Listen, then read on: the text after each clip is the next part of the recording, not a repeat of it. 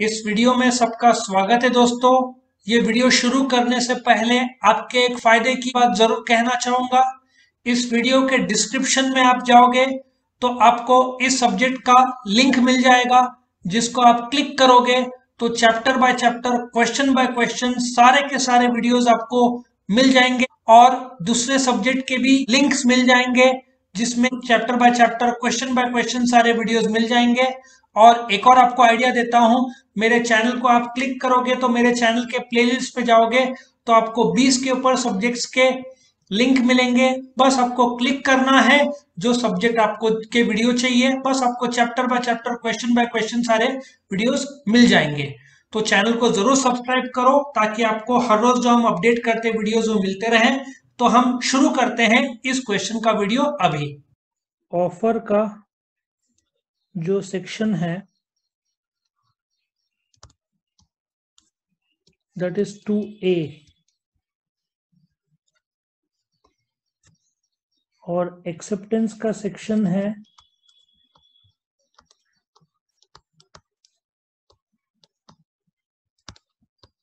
2B।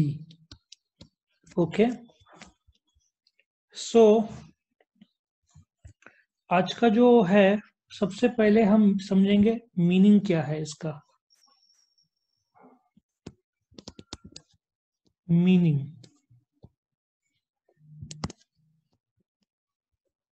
Okay. Now दो parties है, एक पार्टी है X, एक पार्टी है Y।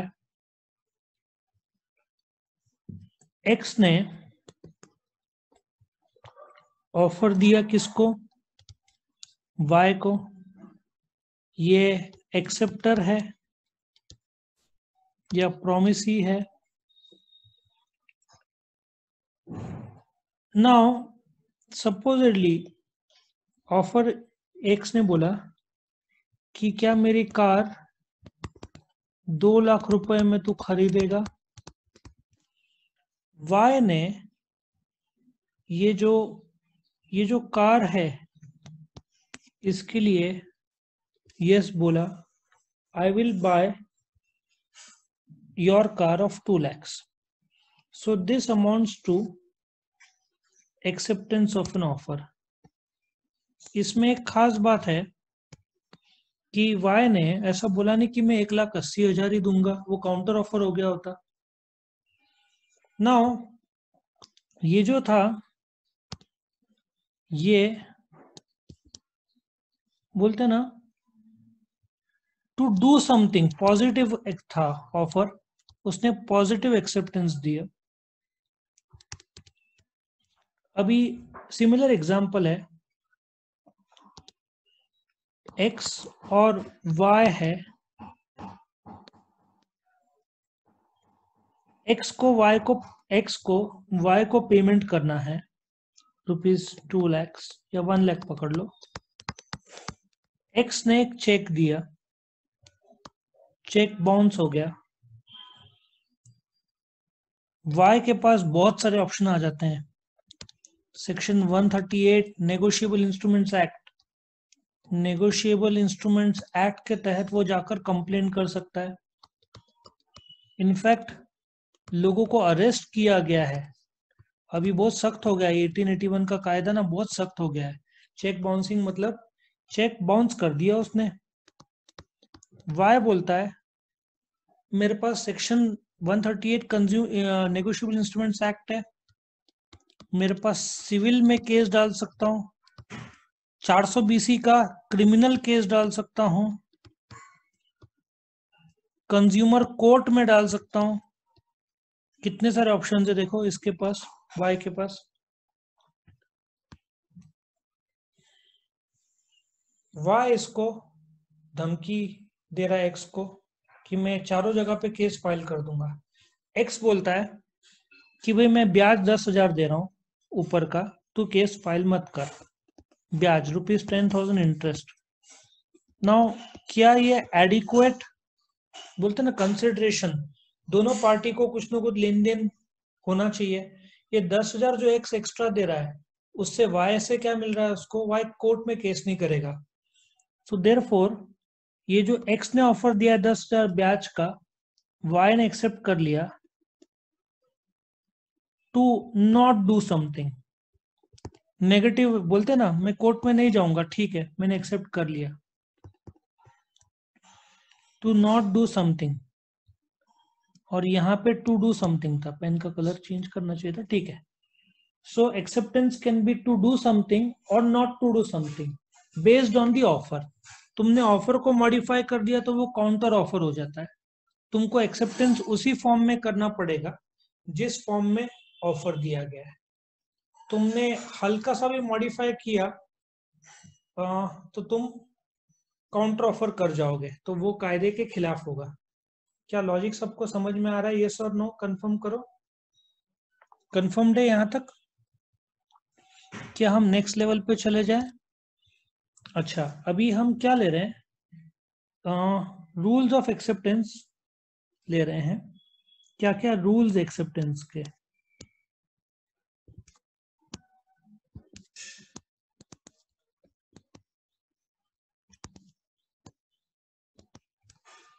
पहला,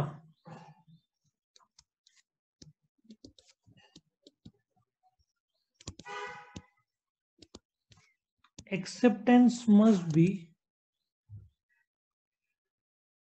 absolute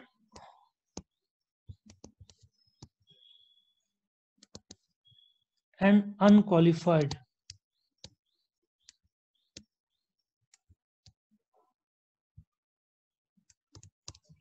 अब ये क्या एग्जाम्पल है? मैं तुमको एक एग्जाम्पल देता हूँ, बहुत बड़ी एग्जाम्पल है। मिस्टर ए ने एक ऑफर दिया बी को। वो ऑफर था, विल यू परचेस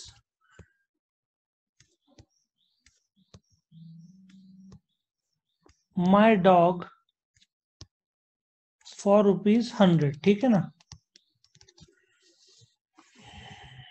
अभी बी रिप्लाई करता है, ये किसने ऑफर दिया है?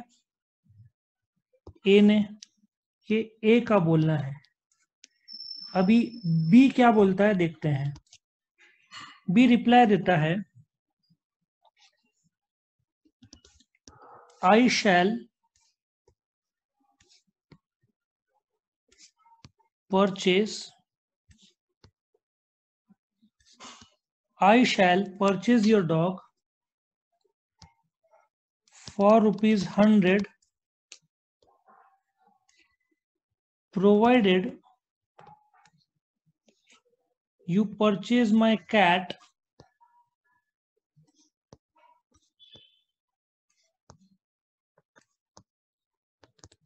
for ₹50। क्या ये एक्सेप्टेंस माना जाएगा? Be in such a case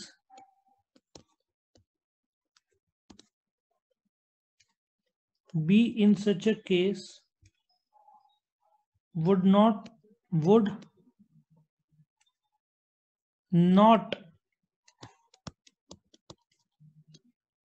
be said to have accepted the proposal।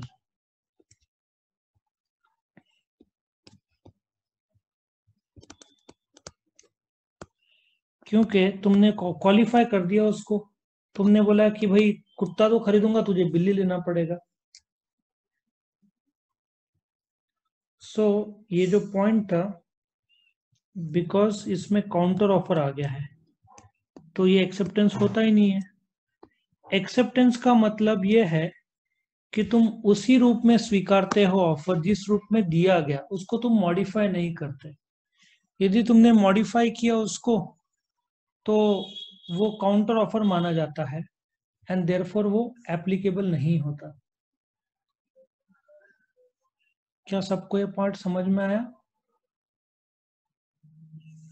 चलो आगे बढ़ते हैं, नेक्स्ट पॉइंट में आते हैं। पॉइंट नंबर 2 में आते हैं। ऑफर एक्सेप्टेंस जो है must be communicated to the offeror, communicated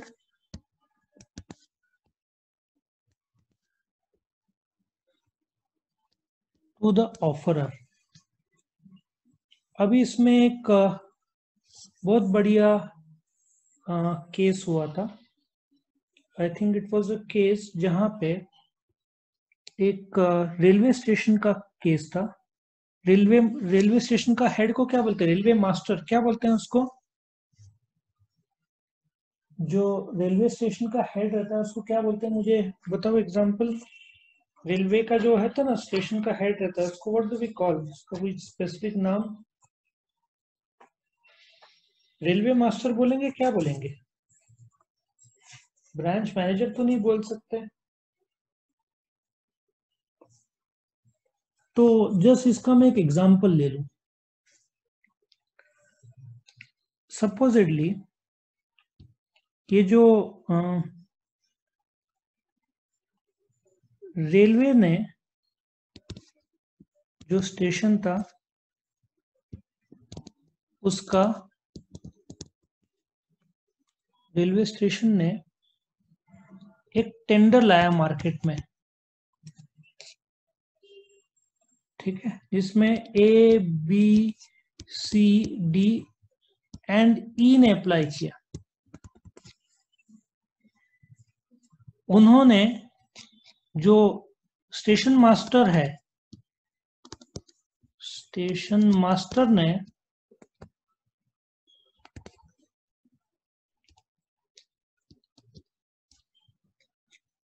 finalise D को किया, फाइनलाइज्ड डी, बट वो but forgot to communicate, forgot or failed to communicate. वो फेल कर गया, कम्युनिकेट ही नहीं किया उसने डी को। Does it amounts to acceptance? The answer is no. जवाबदारी ये है कि तुमको उसी रूप में एक्सेप्ट करना पड़ेगा, ठीक है ना?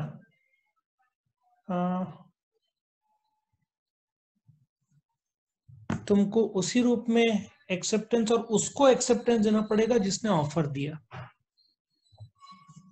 तुम एक्सेप्टेंस किसी और को नहीं दे सकते, ऑफरर को ही देना पड़ेगा, ठीक है? पॉइंट नंबर 3 में आते हैं। Acceptance must be in the mode prescribed.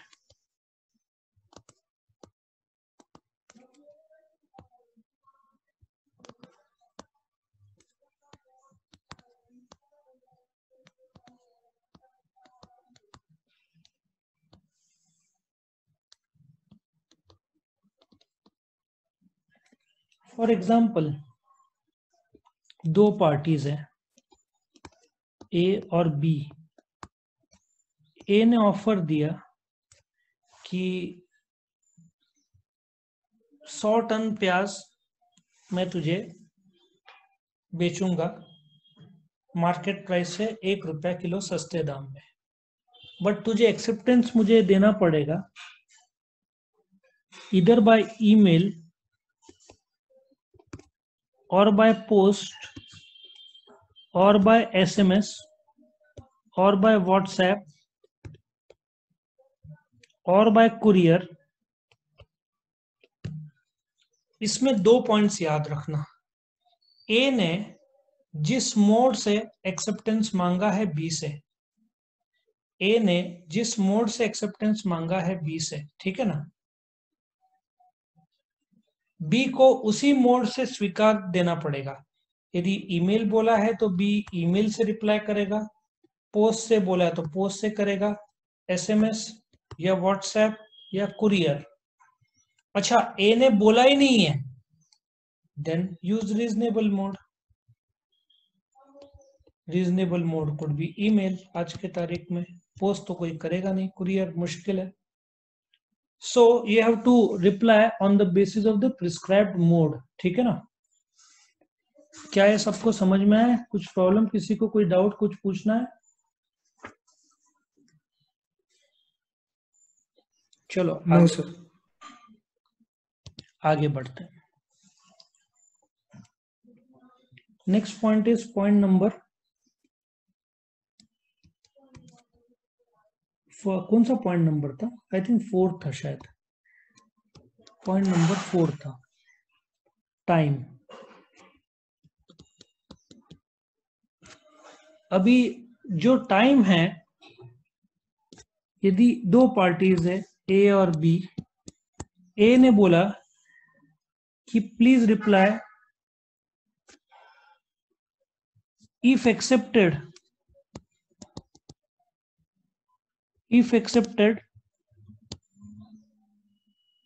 reply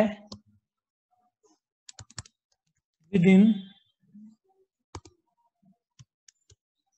1 week। तो फिर बी को एक्सेप्टेंस ए को 1 वीक में देना पड़ेगा। इफ, एक सेकंड ना,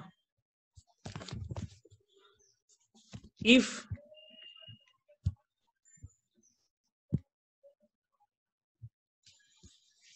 ए, इफ बी रिप्लाई करता है on the 8th day, if B replies on the 8th day,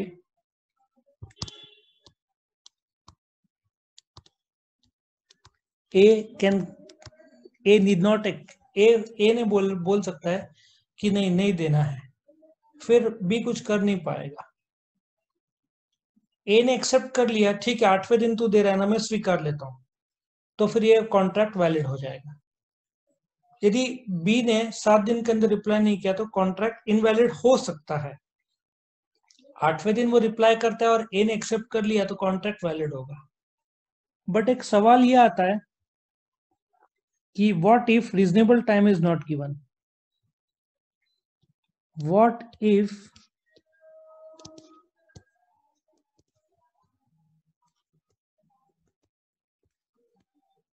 reasonable time not given?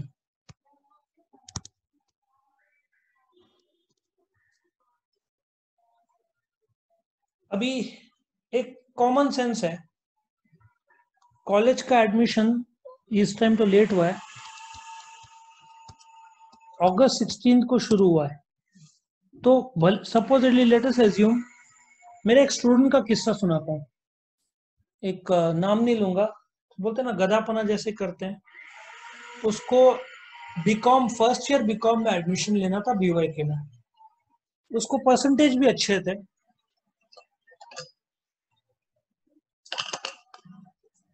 जो BYK पास 12 स्टूडेंट है उसको एडमिशन मिल जाता है BYK में अच्छे मार्क्स के साथ, वरना कभी कभार नहीं भी मिलता है, उसको परसेंटेज भी अच्छे थे। जब लिंक खुला, वैसे तो अनाउंस करना चाहिए उन लोगों ने, 3 दिन 4 दिन 6 दिन 8 दिन, लेट अस प्रेज्यूम BYK कॉलेज ने अनाउंस ही नहीं किया। अब वो लेट अस एज्यूम सितंबर को अप्रोच करता है BYK को कि भाई एडमिशन दो। अब रीजनेबल टाइम 10 से 15 दिन का होना चाहिए एडमिशन का, क्या BYK कैंसिल कर सकता है? Absolutely yes. अब रीजनेबल टाइम अलग अलग सिचुएशन में वेरी करेगा।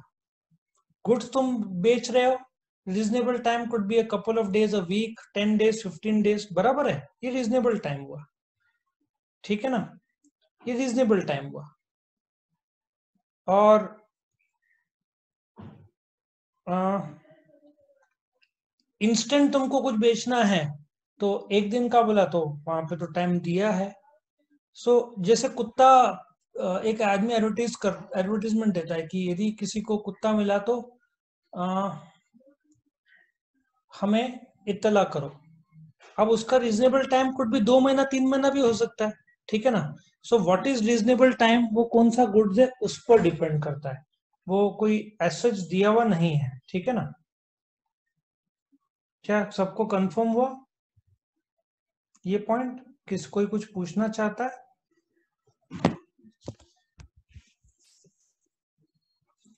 आगे बढ़ते हैं। नेक्स्ट बहुत इंटरेस्टिंग है जो पॉइंट है, ध्यान से सुनना। Next point,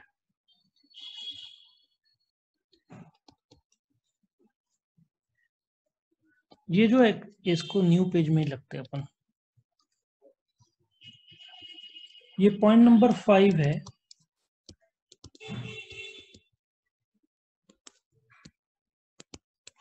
acceptance must be given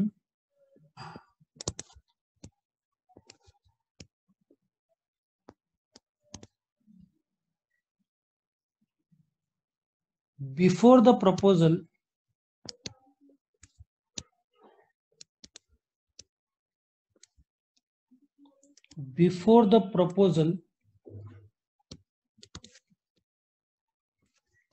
is revoked or lapsed। मैं एग्जांपल लेता हूं।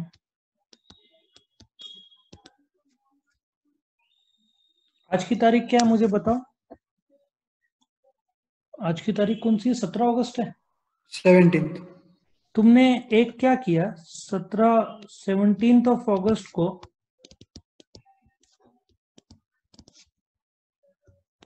स्पीड पोस्ट से एक ऑफर दिया एक जन को। गुड्स तुम बेचना चाहते हो या एक जमीन है, तुमने उसको ऑफर दिया कि से 2 एकड़ है और 5-5 लाख 10 लाख का ऑफर है, बराबर है। ये स्पीड पोस्ट पहुंचेगा बिकॉज कोविड की वजह से डिलेड है, लेट अस प्रेज्यूम 25 अगस्त।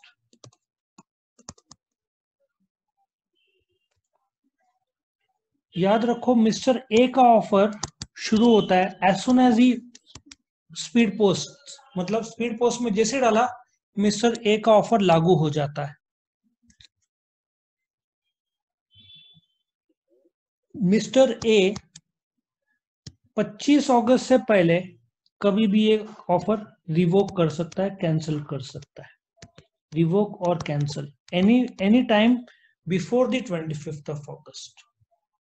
25th अगस्त को बी ने रिसीव कर लिया तो नाउ ही मस्ट इधर एक्सेप्ट, मतलब ऑफरर अपना ऑफर कैसे कैंसिल करेगा, क्योंकि उसने ऑफर तो दे दिया है, लेकिन ऑफरर अपना ऑफर कैंसिल कर सकता है 25 अगस्त से पहले, मिलने से पहले, ठीक है ना। तो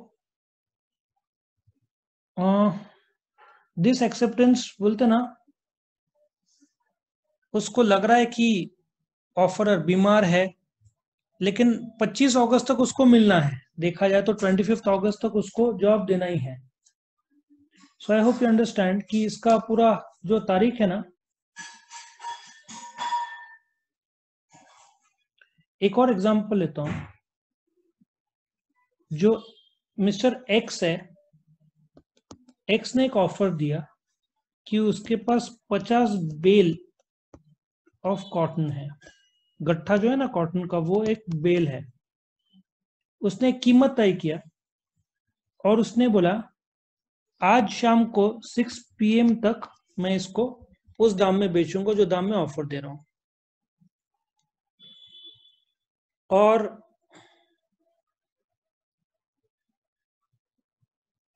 क्या उसने ऑफर दिया वाई को, ठीक है।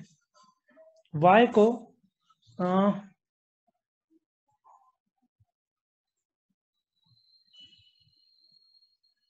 वाई को 6 बजे से पहले का टाइम था। वाई को ऑफर अभी तक पहुंचा ही नहीं है, तब तक एक्स को एक कस्टमर मिलता है जेड, एक्स बेच देता है जेड को। इसका मतलब एक्स का जो ऑफर था वाई को stands revoked, stands revoked because उससे टाइम से पहले उसने बोलते ना जेड को बेच दिया। तो समय बहुत इंपॉर्टेंट है इसमें, समय से पहले रिवोक हो सकता है। नेक्स्ट पॉइंट है, ये बहुत इंटरेस्टिंग है पॉइंट। ये पॉइंट है acceptance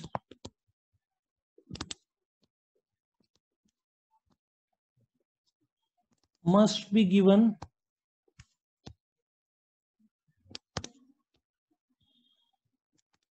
after receiving the proposal। ये तो वो वाली बात हो गई, एक लड़का एक लड़की को बोलता है कि मैं तुझे हाँ बोल रहा हूं तेरे प्रपोजल से पहले। मतलब बोलते ना जबरदस्ती, बोलते ना गले पड़ना। एक और एग्जांपल लेता हूं। Mister A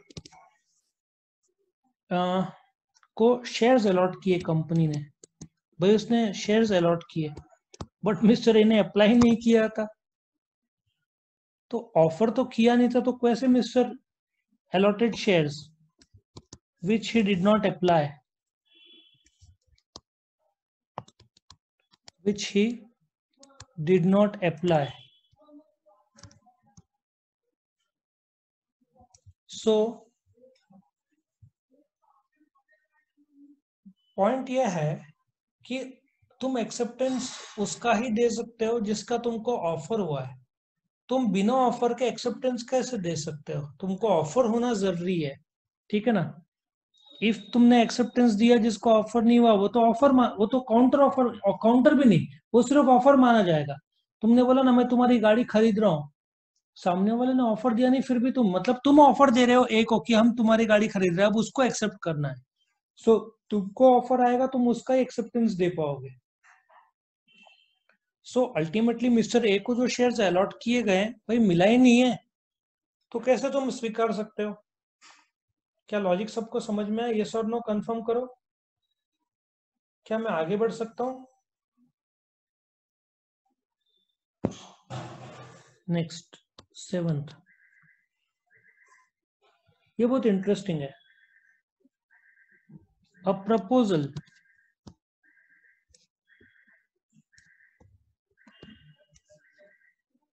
once rejected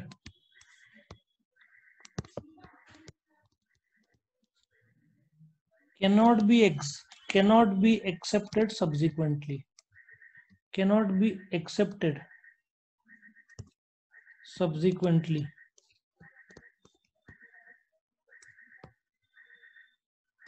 cannot be accepted unless a fresh proposal is made,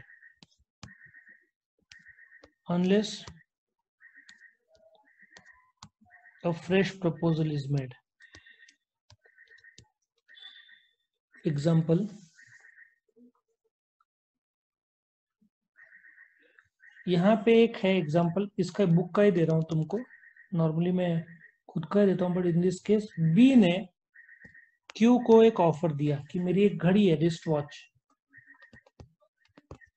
watch है, 1200 रुपए में तू खरीदेगा क्या? क्यू ने काउंटर प्रपोजल डाल दिया 600 रुपए का, जो कि पी ने रिफ्यूज कर दिया, ठीक है ना। बाद में क्यू बोलता है, पी ने मना कर दिया, बाद में क्यू बोलता है ठीक है मैं तुम्हारा 1200 एक्सेप्ट कर रहा हूं, लेकिन ओरिजिनल ऑफर जो था वो तो कैंसिल हो गया क्योंकि काउंटर ऑफर आ गया। अभी जो क्यू एक्सेप्टेंस दे रहा है वो फ्रेश ऑफर माना जाएगा, क्योंकि ओरिजिनल ऑफर जब उसने मॉडिफाई किया तो एक्सेप्टेंस वहीं पे खत्म हो जाता है, क्योंकि तुमको उसी फॉर्म में एक्सेप्ट करना है जिस फॉर्म में दिया गया। तुम काउंटर ऑफर करोगे, ठीक है, ये काउंटर ऑफर था, बट ये काउंटर ऑफर को रिजेक्ट कर दिया गया, मतलब इसने एक्सेप्टेंस किया ही नहीं है।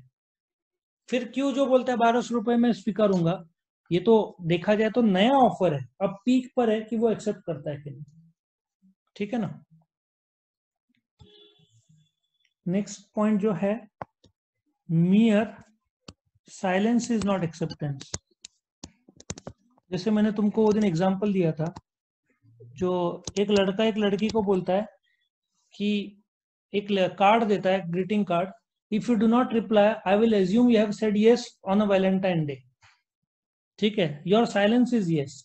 या मैं बोलता हूँ कि भाई मैं तुमको पेन बेच रहा हूँ, 3 दिन में तुम्हारा जवाब नहीं आया, तो मैं एज्यूम करूंगा कि तुमने हाँ बोला है खरीदने के लिए। Silence cannot be accepted because acceptance requires communication back to the offerer, silence cannot be treated as acceptance. आया समझ में?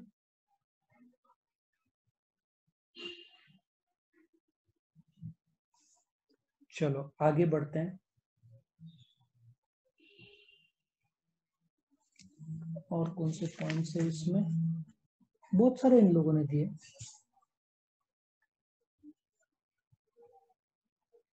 क्या ये पॉइंट नंबर आई थिंक 7 था, 8। एक्सेप्टेंस बाय कंडक्ट क्या पॉसिबल है?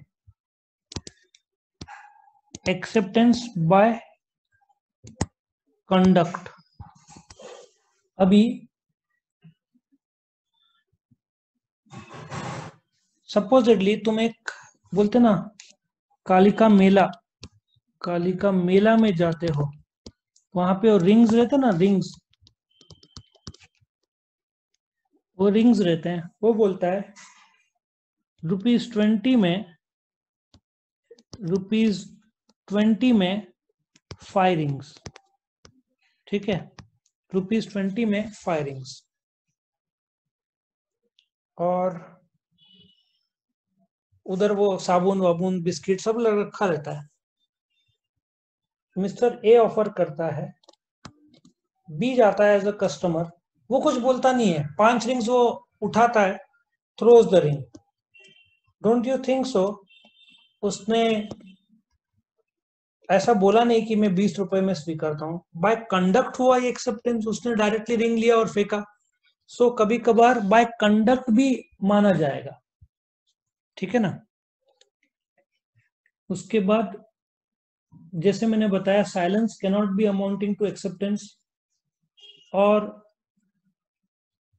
जो इसमें एक पॉइंट दिया एक्स्ट्रा, वो भी लिख दूं, 11 नंबर का है। एक्सेप्ट पॉइंट्स कुछ आगे पीछे हो सकता है। Acceptance subject to contract, subject to contract.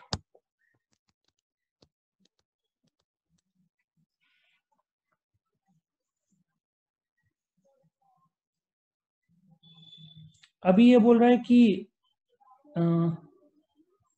when an acceptance is given by the promisee which is subject to contract, no contract can be formal contract is settled।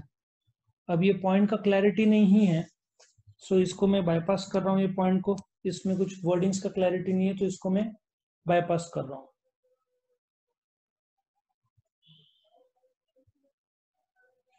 एक है कि एजेंट के थ्रू यदि मुझे एक ऑफर, सपोजिटली ए है, B agent है और सी है, ए ने वाया बी सी को ऑफर दिया, तो सी भी एक्सेप्टेंस वाया बी दे सकता है, उसमें कोई प्रॉब्लम नहीं।